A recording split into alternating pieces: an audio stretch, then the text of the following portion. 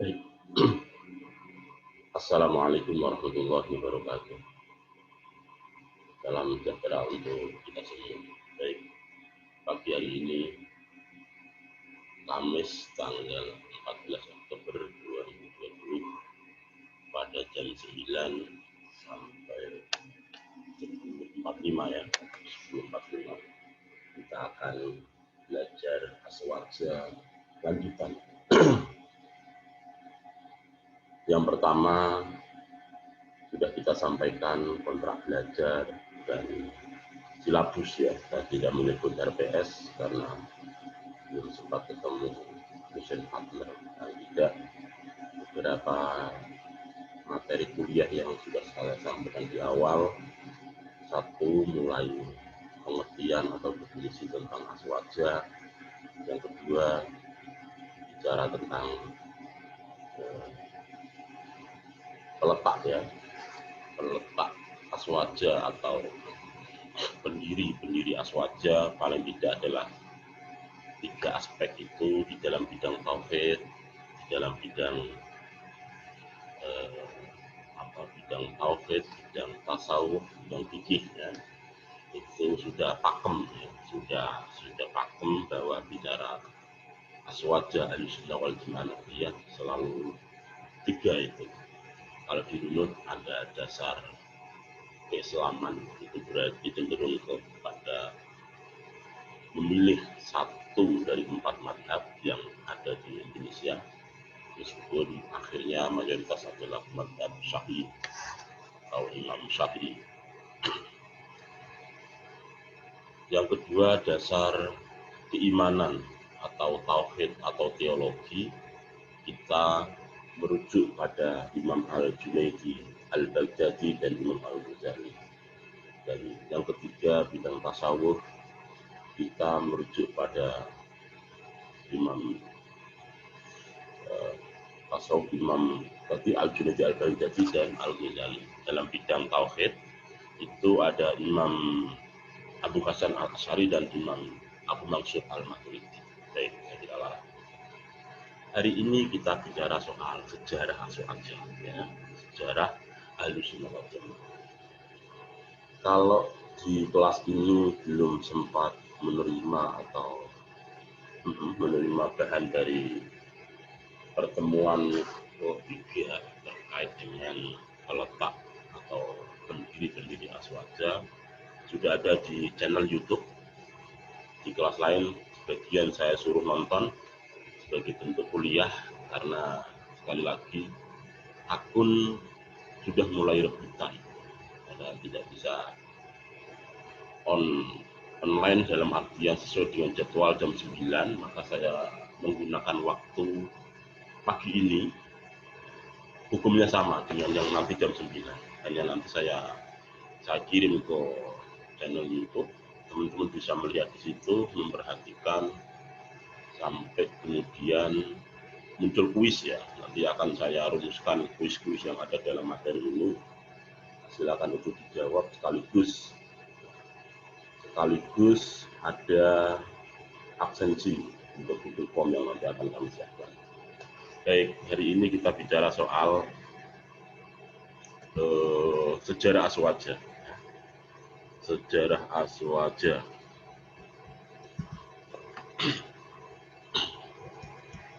Baik, ini kalau dilihat slide ada 13, semoga tidak sampai lama. Sebelum pertemuan ini sudah kita bicarakan peletak atau nama-nama tokoh yang mendirikan Ahlussunnah wal Jamaah.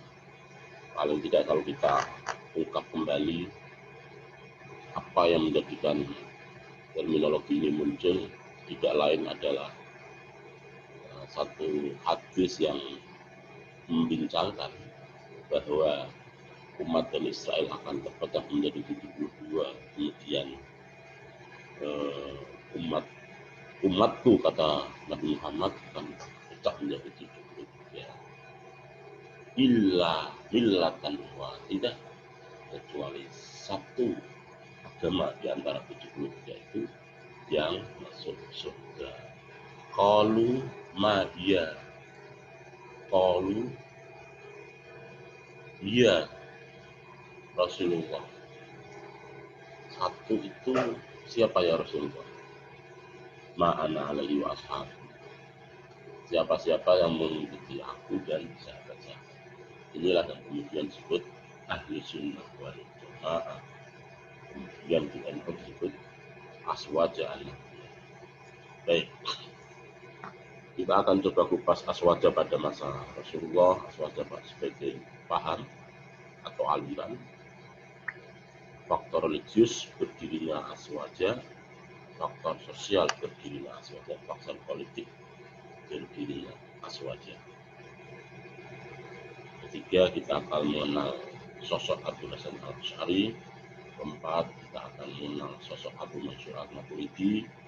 Kelima, kita akan mengenal tokoh tauhid Al-Junaidi, Al-Qurtubi, dan Al-Ghazali. Dan keenam, kita akan bicara tentang Bandai bil Arba'ah, al-Bida, Imam Syafi'i. Sejarah aswaja pada masa Rasulullah. Lagi pada masa Rasulullah atau Rasulullah ketika masih hidup, semua problem umat itu terselesaikan, mulai dari soal agama, soal sosial, soal apapun, bahkan soal yang kecil-kecil pun ketika Rasulullah masih hidup semua berjalan. Karena selain Rasulullah sebagai utusan yang maksum, apapun yang diminta adalah selalu dikabulkan oleh dia. Termasuk beberapa riwayat yang menyebutkan Kanjeng Nabi itu sebenarnya Nabi yang paling kaya, Nabi yang paling kaya. Hanya di Al-Quran selalu didiskusikan cara Nabi yang paling kaya adalah Sulaiman. Karena dia punya menaklukkan segalanya sampai Al-Qudus juga takut di tangan. Mengapa Nabi Muhammad sebagai Nabi yang paling kaya?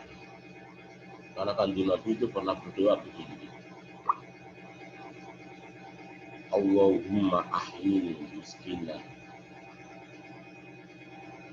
Allahumma ahyini miskinan, Allahumma ahyini miskinan wa amitni miskinan wa ahsurna fi khidmatil masakin.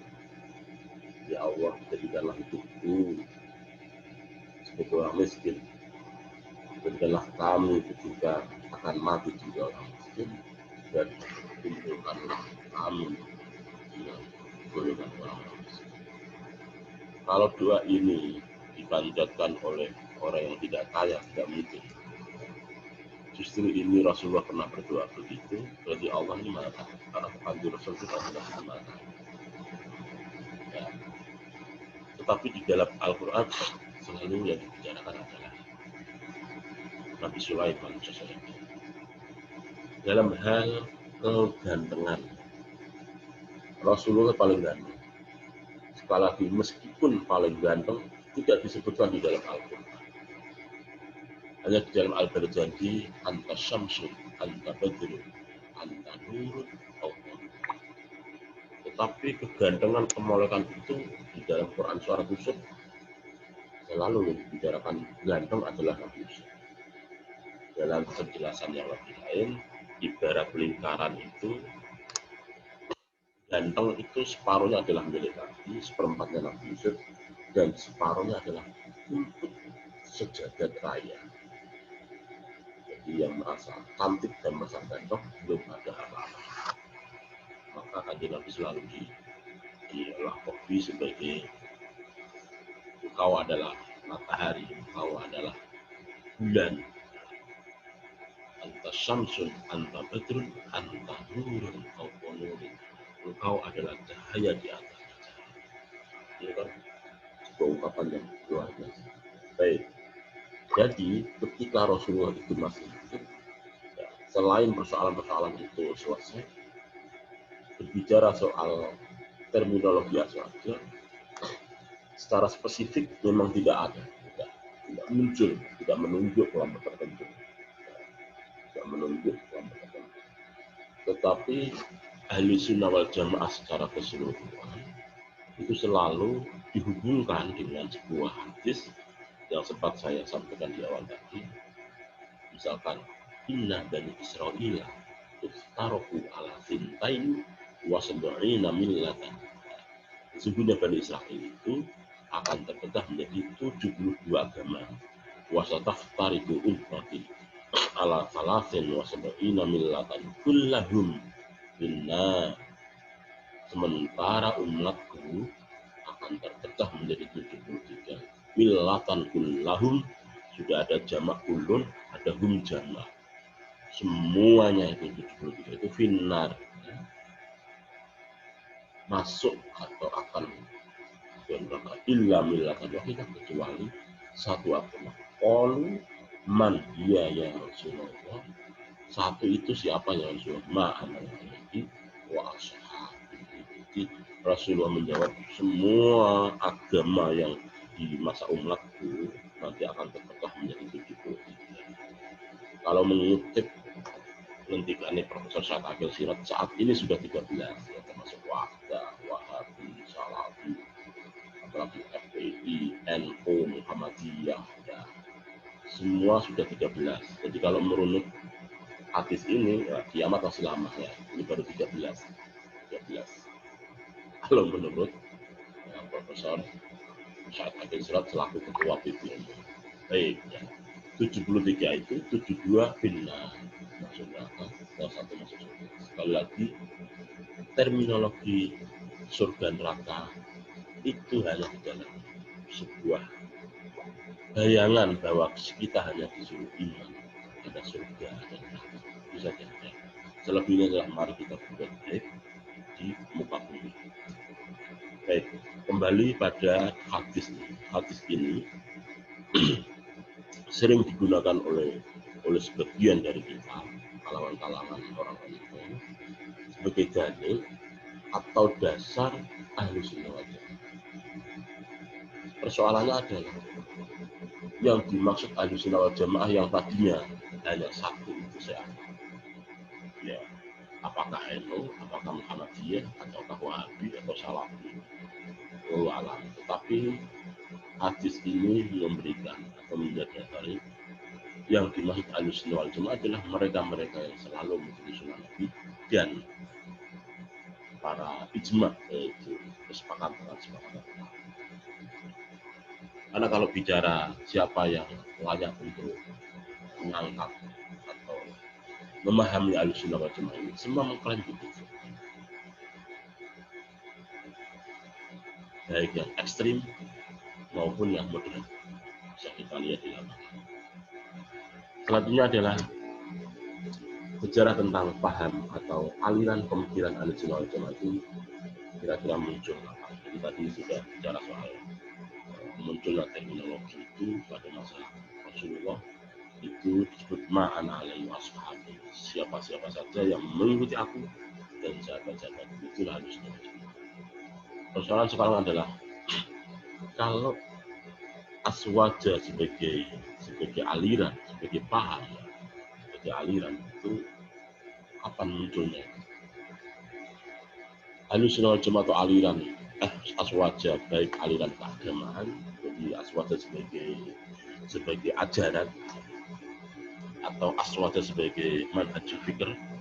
Sekali lagi, kalau aswaja sebagai ajaran, ini akan berorientasi dipahami sebagai pemurnian agama.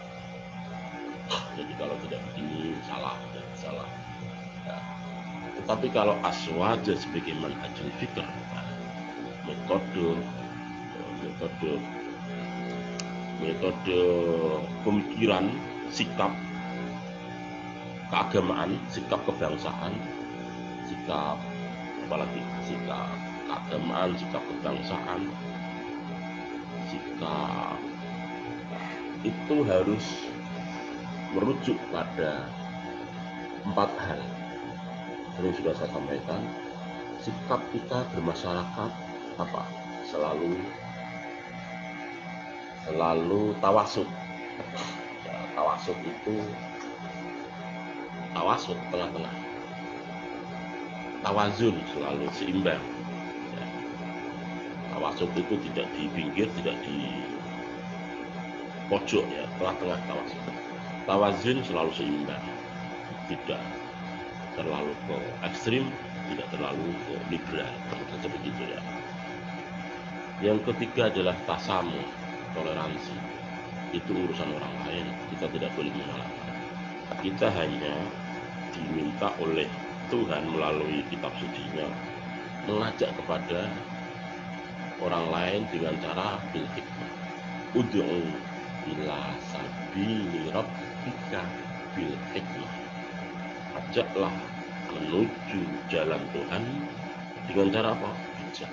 Nah, sekali lagi saya selalu mengutip dalam hal ajakan yang bijak. Ibarat orang itu menjadi calo bis-bis di terminal. Kalau orang yang baik itu, yang dimaksud bil hikmah adalah calo itu akan berteriak menyampaikan dengan cara baik. Mari Bapak Ibu masuk ke bis saya. Bis saya penuh dengan AC, banyak musik, ongkos terjangkau. Tidak perlu kita itu menyampaikan dengan cara teriak-teriak.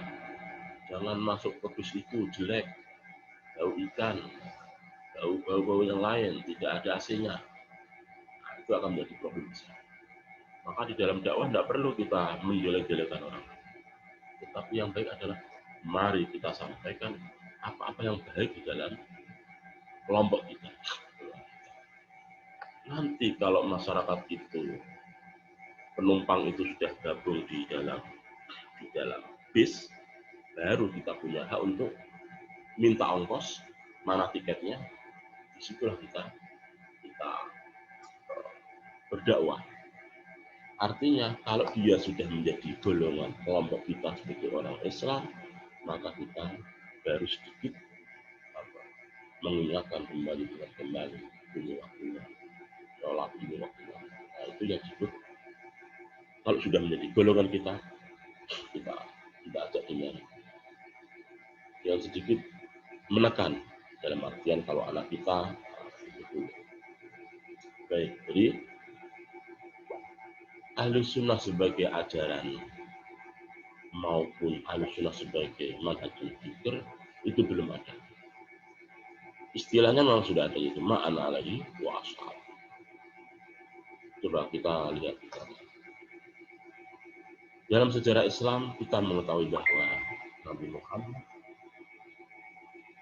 setelah wafat, maka sebagai khalifah, kepala negara, pengganti setelah Muhammad terpilih, yaitu Abu Bakar.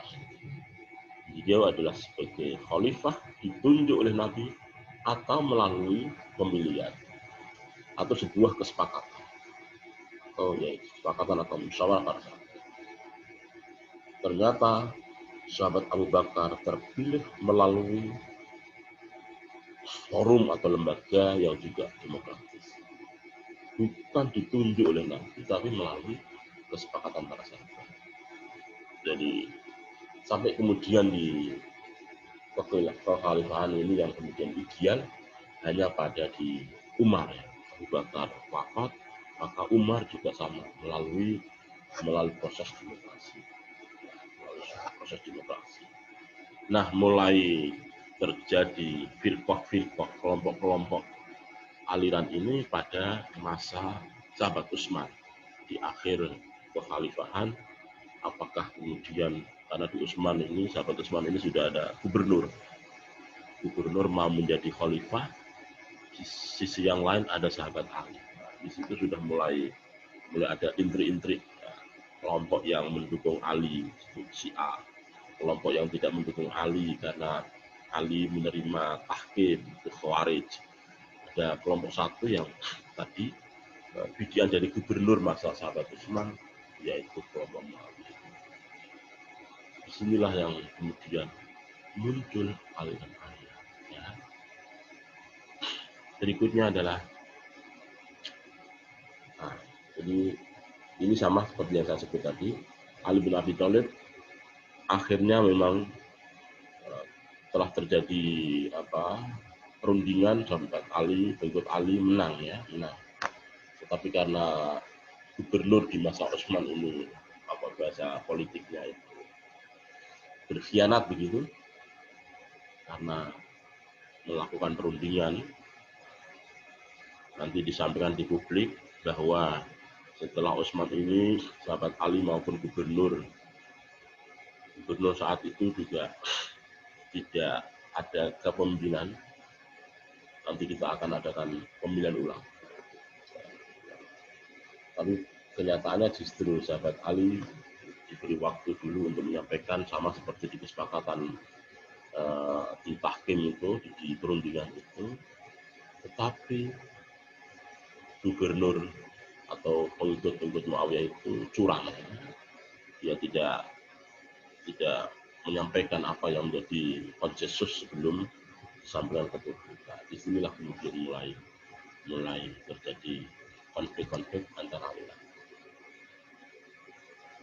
Ini misalkan contoh ya, wahai saudara-saudaraku kaum muslimin, penduduk Mekah dan Madinah yang saya hormati, dengan ini saya, karena ceritanya kan sahabat Ali itu mengutus Abu Musa al-Asy'ari mewakili pemerintahan yang sah, itu Ali bin Abi Thalib, meletakkan jabatan, itu kan begitu, disampaikan di publik itu. Akhirnya jabatan Ali itu diletakkan, artinya oke lah, kita kesepakati ya, saya letakkan, bukan lagi saya. Nah, yang menjadi problem besar adalah hukum Muawiyah ketika menyampaikan di ranah itu justru tidak memiliki atau tidak menyampaikan apa yang menjadi kesepakatan saat sebelum disampaikan ke publik. Di sini kemudian muncul perbedaan, muncul Khawarij, muncul ya Syiah dengan Muawiyah tadi. Nah, ini hampir sama penjelasannya yang sebelumnya. Nah, disinilah pada sekitar akhir tahun 40-an Hijriah, umat Islam yang tadinya satu sudah terpecah menjadi 3 golongan. Bibit-bibit konflik, intrik-intrik politik itu sudah ada. Padahal kalau kita bicara sejarah itu selalu dibuat oleh pemenang. Tidak pernah sejarah itu dibuat oleh sang kalah. Artinya selalu yang dimunculkan adalah buku putih. Tidak pernah ada buku versi penjahat ya, versi yang kalah itu. Satu contoh gerakan 13 PKI waktu saya SD SMP itu sampai mengenang ya, Mbah Harto itu sampai 32 tahun memberikan memori dalam angkatan saya itu bahwa pentingnya memahami, menonton film itu yang hanya dilihat waktu menjelang 30 September. Selalu diputar, besok keluar soal-soal PMP, pendidikan moral Pancasila, terus kadang PPKN, kalau dulu belum ada PPKN, PMP itu muncul terus ya, siapa yang meninggal, bukan jenderal-jenderal yang dibunuh di lubang buaya, terus mengenang. Artinya sejarah itu dibuat oleh rezim. Seiring waktu mulai terbuka, ada yang setuju ditonton kapanpun juga bisa dilihat di YouTube, bla bla bla bla bla. Nah, singkat cerita, banyak yang counter bahwa film itu masih subjektif, masih satu warna, yaitu dibuat oleh pemilik atau pemenang sejarah. Disinilah muncul kembali lagi masa kekhalifahan Utsman bin Affan mau berakhir, muncul siapa yang menjadikannya, terjadilah perbedaan pendapat, perbedaan kepentingan, muncul 3 golongan, yaitu Syiah pengikut Ali, Khawarij, yaitu arti katanya kharaja, keluar dari Ali karena dia tidak setuju dengan tahkim. karena dianggap merugikan kita sebenarnya. Itu menurut golongan yang tidak setuju sahabat Ali dengan diplomasinya muncul arbitrase, yaitu semacam perundingan yang disebut dengan tahkim. Tahkim itu dari kata hakama, hakim, tahkiman, tahkim. Tahkim itu berarti ya bijakan, putusan yang bijak. Yang ketiga pasti pendukung Muawiyah, yaitu tadi yang gubernur di masa Utsman. Baik. Kemudian dalam rangka melanggengkan kekuasaannya, turun temurun dinasti, ini yang disebut mengutip dari Profesor Azra, kekhalifahan, pergantian pemimpin waktu itu hanya ideal pada Abu Bakar dan Umar. Mulai Utsman, Ali, dan seterusnya itu lebih kepada dinasti yang disebut oleh mamlakah, bukan khilafah. Mamlakah itu ya kekuasaan berdasarkan tali persaudaraan dinasti-dinasti. Nah, berbeda dengan Umar Utsman. Oke lah, Umar Utsman disebut khalifah ya, pergantian pemerintahan saja ya. Pergantian pemerintahan saja. Baru Utsman Ali ini ada nuansa yang lebih kental daripada khalifah, tapi cenderung kepada mamlakah berdasarkan tali persaudaraan. Dinasti turun-temurun Muawiyah membuat aliran keagamaan yang dikenal dengan Jabariyah. Dan kata Jabar itu berarti memaksa manusia tidak punya kehendak apapun, semua adalah kehendak Tuhan.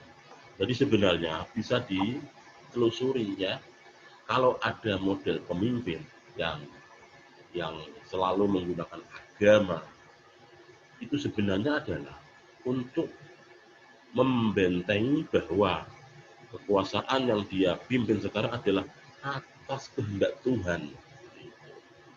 Kita ini tidak bisa apa-apa. Bahasa orang sini, rektornya itu sudah sesuai dengan garis tangannya. Ya, sudah dari sononya begitu. Kami ini jadi pemimpin ini ya karena Tuhan menjadikan saya jadi pemimpin. Nah itu. Jadi Muawiyah membuat aliran keagamaan yang disebut Jabariyah. Artinya jangan heran, jangan kaget. Setiap pemimpin selalu membuat pagar-pagar agama sebagai bentuk legalitas, sebagai bentuk pengesahan dirinya untuk memimpin. Semua masyarakat pada waktu itu, ya, kecuali golongan Muawiyah, memandang bahwa perebutan kekuasaan dari tangan Ali ke Muawiyah tidak melalui proses politik yang benar. Dalam bahasa lain adalah tidak mengindahkan etika politik Islam. Ini sekali lagi saya sampaikan, karena Muawiyah melalui utusannya itu curang. Sebenarnya ini setelah Utsman itu Ali. Tapi Ali oke lah, terjadi chaos. Dan Ali mengutus Abu Musa Al-Asy'ari yang kemudian menjadi tokoh sentral Asy'ariyah, yang menjadi tokoh sentral Tauhid di Ahlussunnah wal Jamaah itu. Muawiyah melalui utusannya adalah semacam tidak menyampaikan kesepakatan dalam konsensus tahkim. Kemudian Khalifah membuat paham keagamaan Jabariyah. Sekali lagi, Jabariyah ini muncul karena Muawiyah untuk melanggengkan kekuasaannya, membuatlah aliran keagamaan yang disebut semua yang terjadi di dunia adalah kehendak. Saya jadi rektor, saya jadi dekan, saya dari Pak RT, semuanya adalah kehendak Tuhan. Ini pahamnya Jabariyah. Artinya itu sudah ada ya, itu sudah produk lama. Kalau ada orang yang bilang saya ini jadi dosen itu ya karena kehendak Tuhan. Garis tangan, orang sini menyebut garis tangan. Berarti dia itu seperti Muawiyah yang membentuk aliran keagamaan yang disebut Jabariyah. Saya kira sampai di sini jelas ya. Termasuk juga Muawiyah salah ketika mengenai Ali, tapi Muawiyah menang. Ya, seakan-akan Muawiyah, sekali lagi versi Muawiyah, sejarah selalu dibuat oleh kemudian. Muawiyah menyampaikan ke publik, saya jadi khalifah ini setelah Utsman, ya, waktu itu. Meskipun sejarah itu kemudian memberikan di dalam kitab Khulasanul Yakin yang disebut Khulafaur Rasyidin, yaitu Abu Bakar, Umar, Utsman, setelah Utsman ya Ali. Itu versi yang sampai di dalam sejarah itu ya begitu. Tapi di dalam, karena Utsman sudah selesai, kekhalifahan itu antara Utsman ke Ali atau ke Muawiyah, gubernur tadi yang punya kepentingan. Muawiyah bilang, saya sebagai khalifah pengganti dari Utsman, itu kehendak Allah. Saya menang itu juga dikehendaki oleh Allah. Apa? Karena dia membentuk, menciptakan paham teologi yang disebut Jabariyah. Secara singkat, Muawiyah itu begini, apapun yang dilakukan oleh manusia, itu juga sudah dikehendaki dan diinginkan oleh Tuhan. Saya selalu mengutip paham Jabariyah itu di dalam ayat wama romaita ide romaita walakinna Allah wama romaita, apabila kamu melempar, ide romaita, ya betul kamu itu melempar, walakinna Allah, hakikatnya adalah Allah oleh melempar. Saya hari ini kuliah, ya betul Anda ini kuliah melalui channel YouTube karena akun rebutan, misalnya harus kuliah melihat atau mengunduh di YouTube, ya kuliah. Itu hakikatnya bukan dirimu, tetapi kehendak Tuhan untuk mengatur Anda gabung di YouTube agar dianggap kuliah. Itu bukan dirimu, itu Tuhan yang menghendaki dirimu begitu. Kalau begitu, pemahaman Jabariyah. Ya, termasuk saya yang menyampaikan begini juga sama. Paham Jabariyah memberikan pemahaman, bukan Jalil, Pak Jalil yang menyampaikan kuliah ini, tapi Tuhan yang menyampaikan. Inilah yang kemudian oleh para wali, pemahaman syiar yang ditawarkan oleh Syekh Siti Jenar bahaya di masyarakat ini. Syekh Siti Jenar selalu bilang, saya bukan Syekh Siti Jenar, saya adalah Tuhan. Tuhan berkata kepada Tuhan kecil. Inilah paham Jabariyah. Muawiyah membuat pemahaman seperti itu. Seakan-akan semua apa yang dilakukan sekarang, termasuk kepemimpinannya adalah kehendak Tuhan. Kamu melakukan ini juga kehendak Tuhan. Itu yang saya sebut paham Jabariyah adalah paham yang memang betul-betul digunakan oleh Muawiyah untuk apa? Untuk melanggengkan kekuasaan, untuk melegalkan bahwa saya ini sah karena Tuhan menghendaki saya. Dari sini kemudian paham-paham ini menjadi kacau ya. Akibat paham Jabariyah kemudian muncul banyaknya pengemis. Ekonomi hancur, manusia banyak tidak berusaha. Kenapa? Saya mencuri, bukan saya yang mencuri, tapi Tuhanlah yang mencuri. Akhirnya begitu. Dari sini kemudian ekonomi mulai hancur karena menjalankan rutinitas, ritual peribadatan tanpa urusan dari. Padahal di dalam paham kita Asy'ariyah itu selalu berkata, orang yang hanya doa terus tidak baik. Sebaliknya, orang yang hanya mengedepankan akal sehat juga tidak baik. Karena kita akan punya problem, punya masalah. Di punya masalah itulah kemudian kita merenung ada sesuatu yang lebih kuat, lebih besar dari di luar kita. Itu yang kemudian bergerak. Kita juga berdoa, juga berusaha. Fa'idha azamta fatawakkal. Anda mau berusaha, dan setelah berusaha, setelah itu pasrahkanlah kepada Tuhan.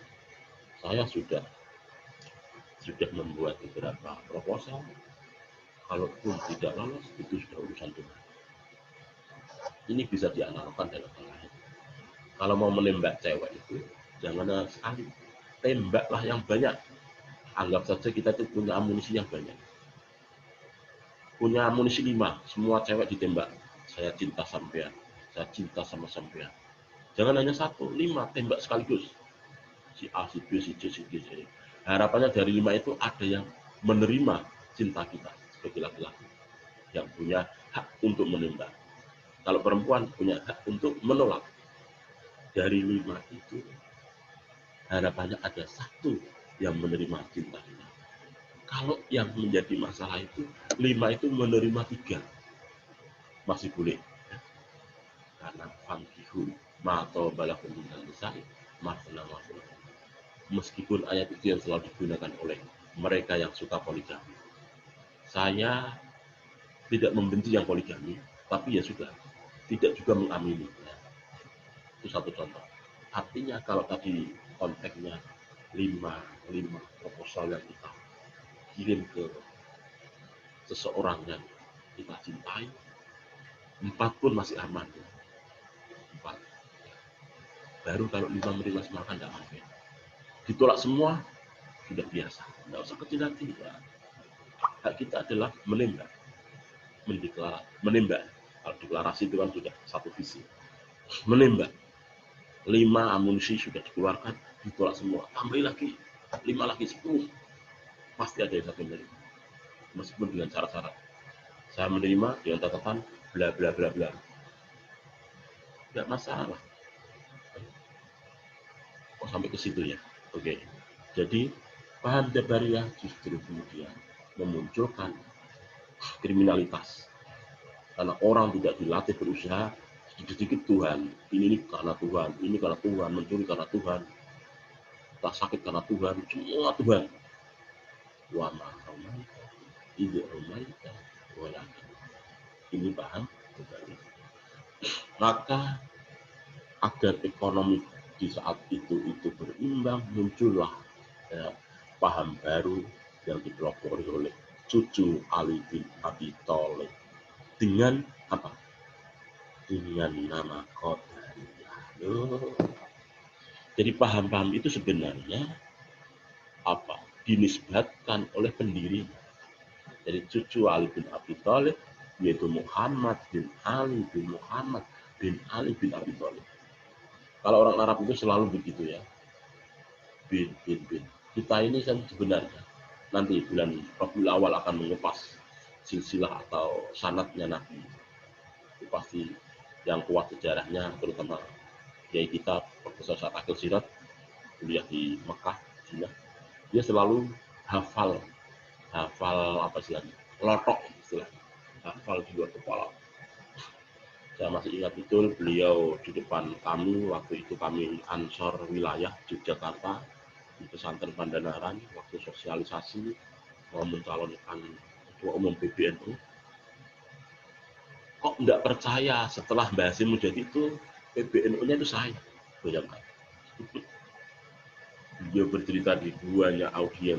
Saya kebetulan betul-betul di depan ya. Saya di depan itu. Lalu 4 tahun berapa ya. Sekarang ini sudah 10 tahun ya. Di Pandanaran. Mau dari garis kanan ketemu PBNU ya Said Akil Sirot, mau garis kiri ketemu Said Akil Sirot. Lah kok betul ya. Meskipun kemudian itu ya sudahlah. Politik itu kan penuh intrik. Ya. 9 Desember silahkan jatuhkan pilihannya ke siapa. Kembali kepada paham untuk mengimbangi Jabariyah. Muncul paham Qadariyah. Paham Qadariyah ini sebenarnya menisbatkan kepada cucu Ali bin Abi Thalib. Paham ini apa? Orientasi paham ini. Manusia ini yang berkehendak atau yang berkuasa. Allah tidak turut campur terhadap apa yang dilakukan oleh manusia. Jadi untuk memberikan kesan seimbang, maka muncul paham Qadariyah. Yang satu ekstrim bahwa itu segala sesuatu Tuhan, Qadariyah tidak. Tuhan tidak bisa apa-apa. Ini adalah saya. Saya kuliah di Unusra, ya saya, bukan Tuhan. Tuhan tidak ada apa-apa, tidak ada urusan sama Tuhan. Inna Allah la yughayyiru Inna Allah la yughayyiru ma biqaumin hatta yughayyiru ma bi anfusihim. Ya. Ayat Qadariyah ini dasarnya. Sesungguhnya Allah tidak akan merubah nasib satu kaum. Bentuk yughayyiru yang pertama mufrad, bentuk yughayyiru yang kedua jamak. Sesungguhnya Allah tidak akan merubah nasib satu kaum. Ya. Anda selamanya tidak akan punya laptop kalau hari ini tidak diusahakan, tidak berusaha semaksimal mungkin untuk mendapatkan, untuk bisa memiliki laptop. Caranya memohon kepada Tuhan, meminta kepada orang tua. Hari ini dipanjatkan, ya Allah saya butuh laptop. Untuk apa? Untuk kuliah. Dasar saya malaya timbul wajib illa bihi wajib. Laptop sebagai sarana penyempurna kita kuliah, maka pengadaan laptop menjadi wajib. Salam di Zoom tidak wajib dalam artian yang telat salam tidak perlu saya ajak. Saya pakai hukum sendiri setiap kuliah.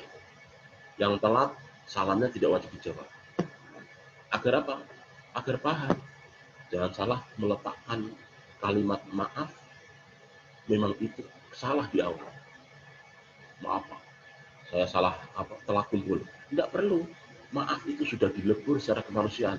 Tapi maaf karena belum mengerjakan tugas, telat mengumpulkan tugas, itu maaf tidak boleh diterima. Tidak boleh menjadi pemutih dia salah. Salam setelah dia telat juga tidak wajib dijawab. Tidak ada orang yang berani begini, hanya saya. Saya sudah sampaikan ke kelas waktu itu kalau kuliah, salamnya orang telat tidak wajib dijawab. Padahal menjawab salam wajib. Tapi karena tidak pernah memahami konteks, seakan-akan wajib menjawab salam. Iya, wajib menjawab salam dalam keadaan reguler, stabil, tidak ada problem. Tapi kalau kita kesepakatan, bila-bila masuk sekian, toleransi 15 menit, lebih dari itu tidak bisa. Maka menjawab salamnya orang telat, tidak wajib. Itu saya sampaikan di kelas pasti. Nah, Qadariyah kembali ke sini. Qadariyah itu tadinya mencoba mengimbangi dari kehancuran. Ini juga salah menurut kita sebagai Asy'ariyah. Masih ingat tidak cerita soal Abdurrahman dan Abdul Wahid? Abdurrahman anggap saja sebagai sosok mewakili teologinya Jabariyah. Abdul Wahid sosok mewakili paham teologinya Qadariyah. Abdurrahman selalu sholat duha, terus sholat duha. Karena sholat duha itu dianggapnya bisa mendatangkan rezeki. Abdul Wahid tidak. Saya itu mau bisa makan enak, ya harus kerja keras. Menjual panen dari kebun, dari situlah kita bisa makan enak. Abdurrahman dengan pendirinya sholat duha terus, Tuhan akan ngasih rezeki. Abdul Wahid dia percaya bahwa dengan menjual kita bisa makan, bukan karena Tuhan. Nah, suatu ketika Abdul Wahid hasil panennya itu jual, kemudian pulang ke rumah, nengok Abdurrahman, loh Kang, sampean ini masih sholat duha terus Kang? Ini Kang, saya punya jajan, mari kita makan bersama. Dibuka, dimakan. Apa kata Abdurrahman? Alhamdulillahirrahmanirrahim. Terima kasih ya Allah, engkau beri rezeki aku. Beri rezeki aku dari mana? Itu dari saya. Iya, dari Anda, tapi atas kehendak Tuhan.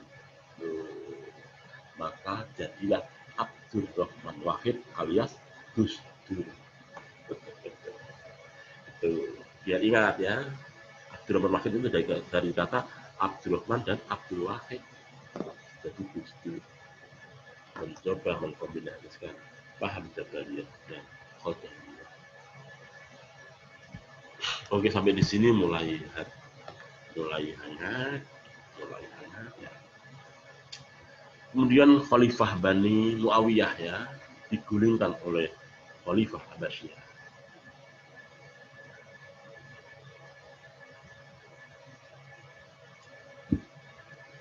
Jadi Muawiyah tadi dengan paham Jabariyah itu digulingkan ke Khalifahan Abbasiyah.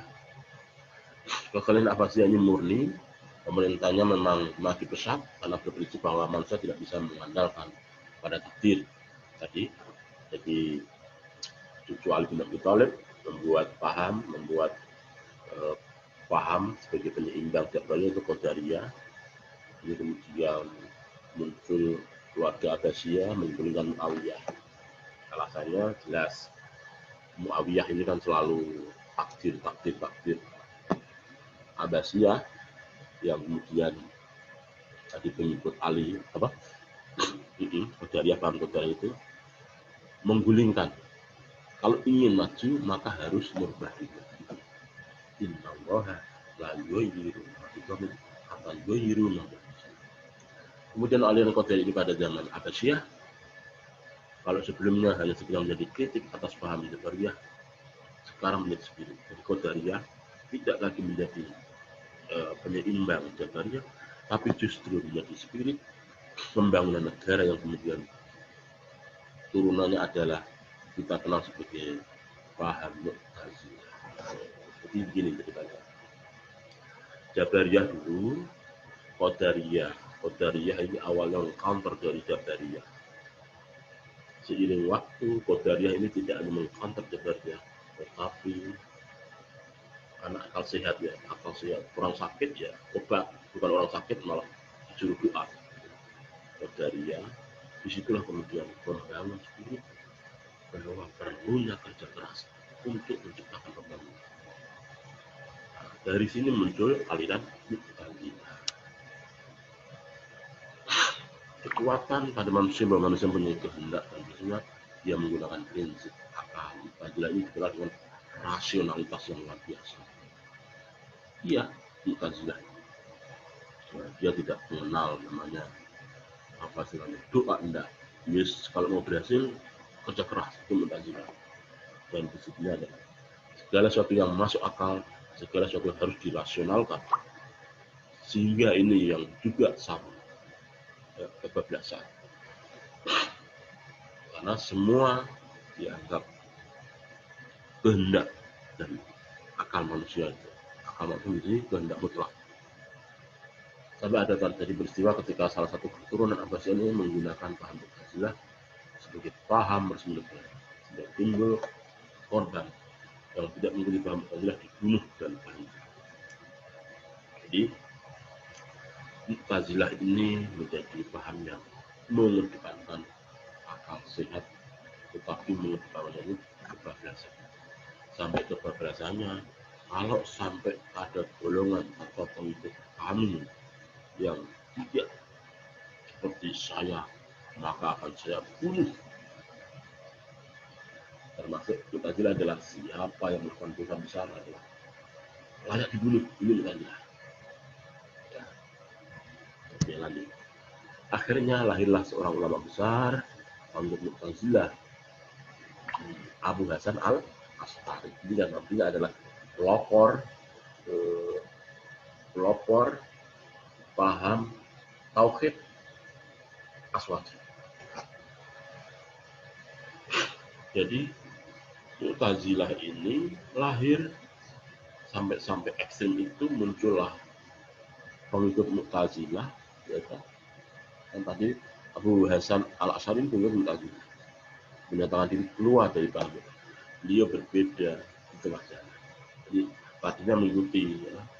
Jadi kalau begitu NO itu usaha, baru itu berikhtiar dulu, baru doa. Kalau melihat jawaban. Jadi Abu Hasan Al-Ash'ari ini pengikut Mu'tazilah, mengedepankan akal sehat. Di tengah-tengah itu dia keluar, karena Mu'tazilah begini, kalau ada yang tidak sepaham dengan saya, maka saya bunuh. Disitulah kemudian Abu Hasan al-Asy'ari keluar dari paham Mu'tazilah, tidak mengikuti dua kubu ekstrim, Jabariyah maupun Qadariyah. Qadariyah melarikan Mu'tazilah, beliau memperkamalkan kembali pada ma'ana alaihi wa ashabi, sebuah kelompok di mana Rasulullah dan para sahabat berada di dalam. Nah, paham inilah yang merujuk kepada ma'ana alaihi wa ashabi, yang kemudian Abu Hasan al-Asy'ari disebut sebagai ahli sunnah wal jamaah.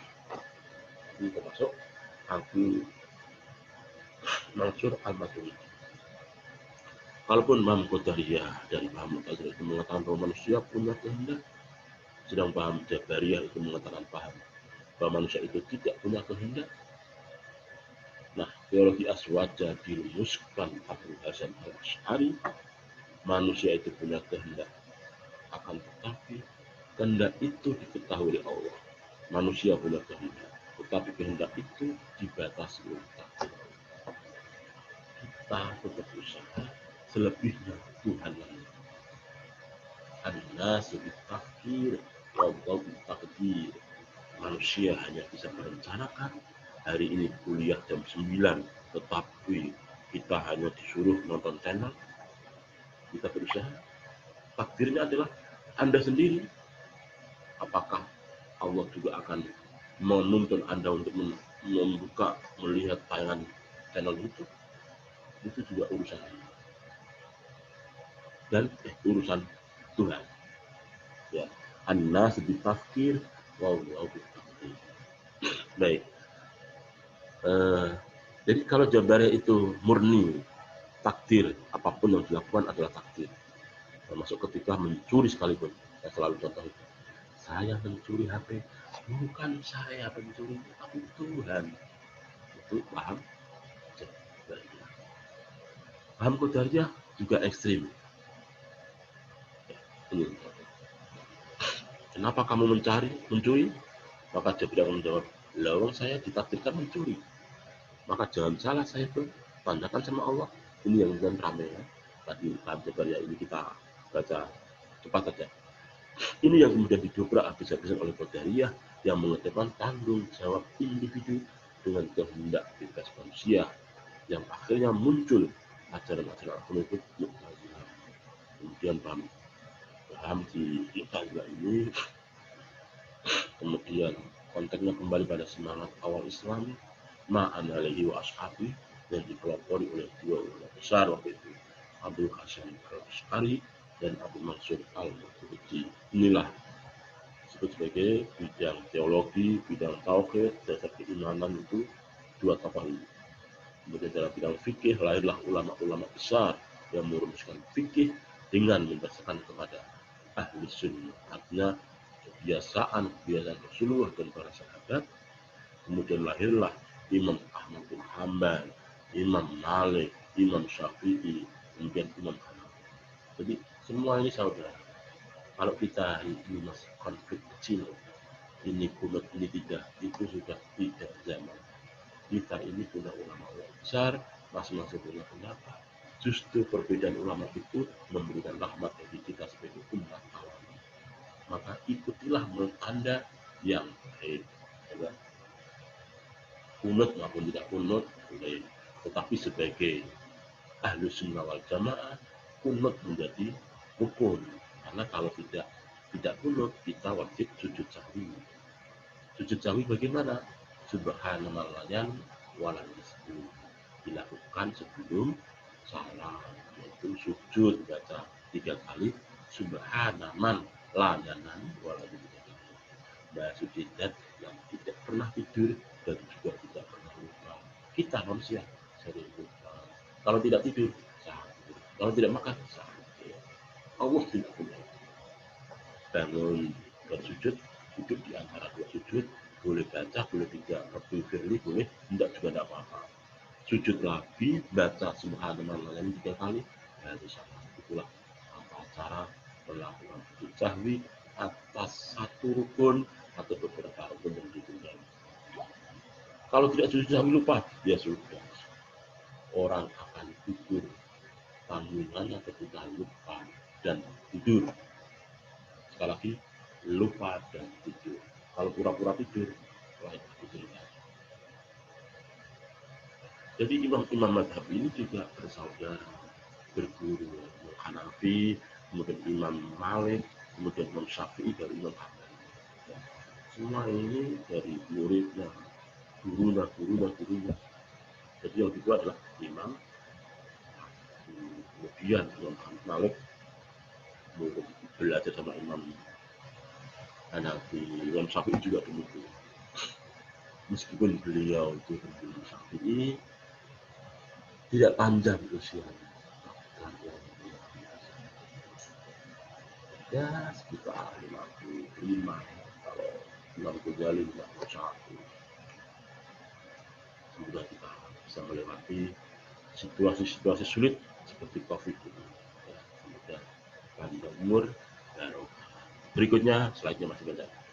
Dengan demikian, Ahlussunnah wal Jamaah sering dikatakan itu orang Islam yang secara teologi, sekali lagi, secara teologi, secara ketauhidan, secara keimanan mengikuti ijtihad Abu Hasan al-Asy'ari dan Abu Basir al-Maturidi. Secara fikih mengikuti ijtihad salah satu madhabnya, meskipun mengikuti salah satu madhab, tetapi di Indonesia mayoritas Syafi'i. Persoalannya kalau ada saudara kita yang madhabnya selain Syafi'i, sering kita tidak legowo, padahal dasarnya itu pilih salah satu dari 4 madhab. Kalau banyak madhab boleh nggak Pak? Boleh dalam konteks tertentu. Kalau kita dalam satu kasus masih di Indonesia, beda-beda madhab itu nanti disalahgunakan. Ya, contoh soal datanya wudhu, Imam Syafi'i ngentot data, Imam Hanafi itu dalam hal mandi junub, Imam Syafi'i paling repot, terutama kalau mau sholat subuh. Ya, mau sholat subuh, karena malam itu sudah kumpul sama istrinya, mau sholat subuh kan mandi dulu sudah kumpul. Basah semua rambutnya. Nah, secara psikologi rambut tidak boleh langsung, badan dulu, bla bla, baru di tengah-tengah baru rambut, biar apa tidak stroke. Kalau mau talfik tadinya menyatukan madhab yang lain dalam kasus yang sama, enak sekali toh. Wudhunya cara Syafi'i, mandi junubnya cara Imam Malik, Imam Hanafi. Kan enak, Anda tidak merusak tatanan itu sih. Meskipun demikian, sekali lagi, fikih itu berarti pemahaman. Ya, dalam kasus tertentu silakan dikondisikan.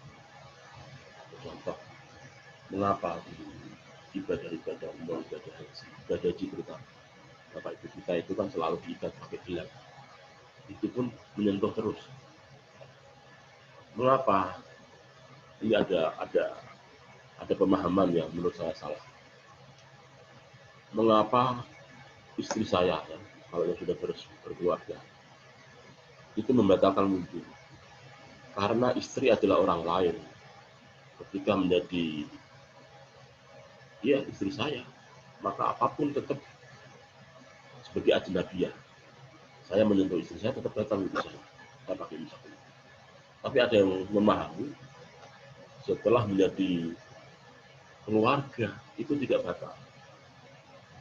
Itu yang kalau penjelasan Gus Bahar, justru perempuan yang menjadi istrimu itu adalah ajnabiyah, itulah yang menjadi halal untuk dinikahi, tetapi membatalkan wudhu. Kalau ada aliran yang memahami justru setelah menjadi istri itu adalah satu keluarga, tidak membatalkan wudhu, enak sekali. Orang tidak perlu sebelum sholat kita bisa bergurau, bisa idik-idikan sama istri, tidak batal wudhunya, enak sekali. Jadi dalam konteks ini kita tetap mengedepankan atau memahami bahwa perempuan itu adalah ajnabiyah, perempuan lain, maka halal kita nikahi. Tetapi wudhu kita kalau bersentuhan adalah batal. Maka ibadah haji atau ibu kita itu selalu kita pindah madhab. Madhabnya imam atau imamnya tidak membatalkan bersentuhan antara suami istri. Kalau pakai Syafi'iyah, bahaya gugur semua. Baik. Yang ketiga dalam bidang tasawuf kita menuntut ijtihad ulama besar yaitu Imam Al-Junaidi dan Imam Al-Ghazali. Slide ke-11.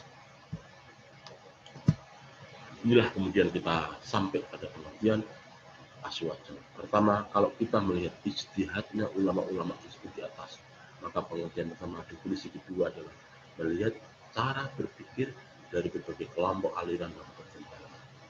Orang memiliki metode berpikir keagamaan yang mencakup aspek kehidupan yang berlandaskan atas dasar moderasi, menjaga keseimbangan dan toleransi. Ahlussunnah wal Jamaah ini tidak mengecam Jabariyah, tidak mengecam Qadariyah, tidak mengecam Mu'tazilah, akan tetapi berada di tengah-tengah dengan mengembalikan pada ma'anabi wa ashabi. Tidak takdir sekali, tidak mengedepan akal sehat. Pokoknya ya, suatu sakit itu kan Anda ceroboh. Sakit memang saya yang melakukan, tapi juga Allah berkehendak untuk sakit. Maka orang sakit itu baru menikmati nikmatnya ketika sehat. Nikmatnya sehat itu ketika kita sakit. Ya, berapapun uang yang kita keluarkan, kalau sakit tidak apa-apa itu sehat. Ya, tapi kalau sudah sehat, mengeluarkan pun sedikit pun susah. Berkah itu ada orang-orang tertentu. Berkah hanya kelompok-kelompok tertentu. Coba dibalik, justru sedekah itu ketika dalam kondisi sehat. Tapi itulah yang umum. Kita ini kan manusia, sering lupa. Kalau sakit baru menyebut Allah. Kalau sehat, ini karena saya sendiri, bukan Allah. Nah, itu bukan cara-cara aswaja adalah sakit memang saya dulu yang ceroboh, makan tidak terkontrol, tidak pernah olahraga. Tuhan juga dia memberikan sakit pada saya agar saya terinfeksi, saya insaf, kalau tidak Tuhan. Itu model-model aswaja. Maaf. Nah, itulah latar belakang sosial dan latar belakang politik. Ini kalau buat kuis banyak sekali nanti. Apakah saya bisa merumuskan kuis-kuis, bisa multiple choice, bisa esai. Dengan demikian dapat disebut bahwa aswaja sebagai paham keagamaan membuat sebagian manhajul fikir kemunculannya tidak bisa dilepaskan dari pengaruh dinamika sosial politik pada waktu itu, lebih khusus sejak peristiwa tahkim yang melibatkan sahabat Ali dan sahabat Muawiyah sekitar akhir tahun 40 Hijriah. Secara sederhana dalam perspektif teks, aswaja diterjemahkan sebagai sekelompok golongan yang mengikuti, meyakini, dan mengamalkan sikap, perbuatan, dan perkataan yang dijalankan Rasulullah, sahabatnya, dan para pengikut sahabat di mana berada, kapanpun, dan siapapun. Itu yang tersebut tidak cukup kembali kepada Quran hadis, tapi kita punya sumber hukum lain yaitu ijma dan qiyas. Ijma itu ulama-ulama fikih seperti apa ketika beliau berbicara. Qiyas menganalog, qiyas memberi hukum yang pernah ada dalam bahasa hukum jurisprudensi. Hukum-hukum dengan kasus yang sama bisa diputuskan dengan problem yang sama seperti itu disebut jurisprudensi. Awal munculnya aswaja menjadi salah satu kelompok dalam kehidupan sosial adalah karena perdebatan teologi. Di sini ada Mu'tazilah yang selalu merupakan khasiat, ada Syiah percaya mutlak ahlul bait, ya, di sini sudah banyak Syiah, Hijabi, Ikatan, Jamaah ahlul bait. Ya. Jadi kalau kemarin kita dengarkan dari disertasinya saudara kita, Taufan, Hijabi itu Syiah yang bangsawan. Kalau yang satunya itu Syiah yang akademik, kelompok jamaah. Khawarij tekstual, ayat tentang poligami. Itu kalau dimana tekstual berarti Khawarij dia, bukan NU. Ya, tekstual. Tidak pernah melihat proses asbabun nuzulnya, kesesuaian ayat sebelum dan sesudah. Dan kita sendiri sekali lagi, kita bersikap di dalam masyarakat moderat, tawasud, tawazun, tasamu, takdir, adil. Moderat muncul sebagai alternatif perdebatan agama. Kok seperti dewa? Tidak. Kalau kita moderat pun menganggap paling benar juga tidak dibenarkan. Hanya itu mengilhami, melingkupi atau membuat apa semacam ya sebagai tameng ya, bahwa hidup ini memang bermasalah, tidak boleh banyak warna-warni, tidak cukup satu warna saja. Ya ada kadang baik, kadang sakit, begitu terus. Umumnya kita ketika sakit sama Tuhan, ketika sehat lupa sama Tuhan. Kok lupa? 5 waktu sudah tertib belum? Nah, boro-boro 5 waktu. Boro-boro sunnah 5 waktu itu tidak bisa. Itu satu ilustrasi. Jadi kalau hari ini puasa berarti 5 waktu. Tidak ada orang puasa Senin Kamis 5 waktunya tidak ada. Karena itu sunnah sudah dilakukan berarti wajib selesai. Tapi kalau hari ini tidak puasa, bisa 2 kemungkinan. Tertib 5 waktunya, umumnya tidak tertib. Artinya kalau tidak pernah sunnah itu ya, bagaimana? Sunnah itu kan ibadah tambahan, itu berarti yang wajib sudah. Jadi bilang di sebagian kenapa? Nah itu jadi tambahan itu berarti ya sudah selesai yang wajib. Kewajiban yang kita lakukan bukan silakan kewajiban tapi kebutuhan. Mengapa sholat? Ya kita ini bertuhan, beragama, kita sholat. Dia selamat, iya itu urusan dia. Tapi dalam amal baik, ulama-ulama itu ya amal baik kita ini diterima oleh Tuhan. Harapannya diterima. Itu kembali ke hati masing-masing. Dalam berbuat itu ada sesuatu atau murni, ya murni kita jalani ikhlas. Terakhir, prinsip yang dikembangkan Aswaja adalah prinsip moderat, tengah-tengah, wasaton. Kalau dibuka di awal juz 2, ini selalu disampaikan oleh Kiai Sa'id Abdul Sirot tentang apa? Tentang moderat itu. Awal juz 2 ya, kita buka kira-kira ya ini. Nah, saya perlu coba awal juz 2. Awal juz 2. Saya qulu sufaha'u minan nasi wallahu qiblatul lati kanu 'alaiha. Bla bla bla. Ini ayat kedua. Ayat apa? Surat Al-Baqarah ayat 143. Wa kadzalika ja'alnakum ummatan wasatan. Umat wasat. Umat yang mempertimbangkan teks dan asbabun nuzul itu di dalam Al-Quran, asbabun nuzul dalam hadis. Metode-metode ulama itu kita ambil, prosesnya yang kita ketahui, bukan hasilnya. Konteks itu begitu.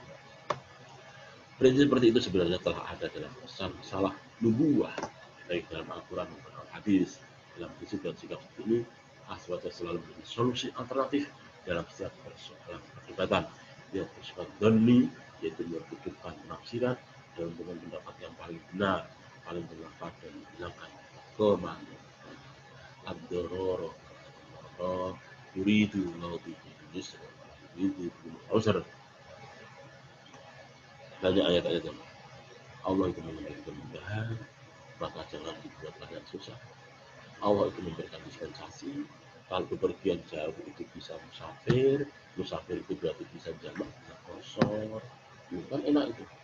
Sudah diberikan dispensasi nggak digunakan, nanti saja sholat di rumah. Kalau sudah di rumah capek nggak jadi sholat.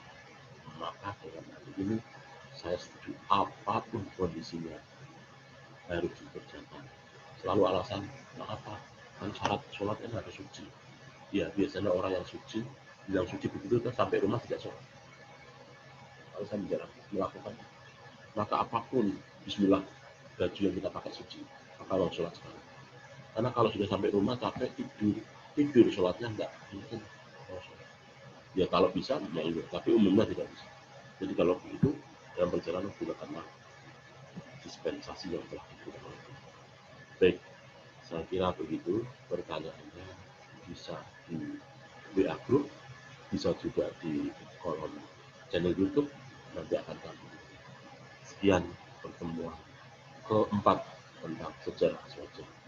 Sekali lagi, semoga teman-teman tetap semangat, semoga Unusra bisa menjadi perantara kita untuk menunjukkan masa depan teman-teman. Kita selalu dalam keadaan sehat, Allah mempermudah hajat besar kita, Bapak Ibu kita juga sehat. Yang belum punya laptop jangan lupa panjatkan dan sampaikan kepada orang tua dengan baik. Semoga laptop ada di tangan Anda, ya. Kok selalu laptop tempat iya? Memang kenapa salah? Tidak toh? Mimpi harus mulai sekarang. Kalau tidak pernah mimpi, tidak. Dulu saya mimpinya jadi hakim, sekarang nggak jadi hakim, jadi dosen. Ya, begitu. Hakim agama dulu, sudah direktur konsultasi hukum. Tidak, ya sudah, begini. Jadi, terima kasih, banyak kekurangan dan mungkin ya kekurangan kesalahan dalam mendampingi belajar swasta itu. Tapi sekali lagi ini masih pertemuan keempat. Sekali lagi mungkin akan Zoom atau seperti ini lagi lebih efektif karena waktunya padat sekali, terutama akun. Jangan dikira akun itu yang gratis hanya 30 menit merusuh, tetapi akun yang langganan selalu rebutan sama dosen. Makanya saya maaf masih pakai akun jurusan. Itu pun waktunya mencuri. Akhiran wallahu muwaffiq ila aqwamit thoriq. Salam sehat, sukses selalu. Wassalamualaikum warahmatullahi wabarakatuh.